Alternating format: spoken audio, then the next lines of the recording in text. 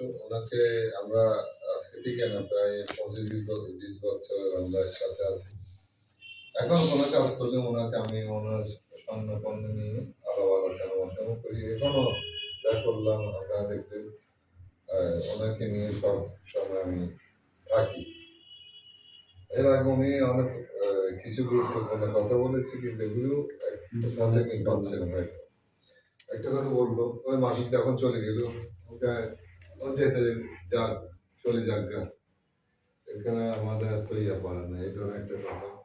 এই সংগঠন যখন ধরছে, এটা যদি আমরা সব মাত্র শুরু করলাম, আগামীতে প্রয়োজনে আমরা বিশেষ একটা খানার উদ্যোগ নিয়ে সংগঠন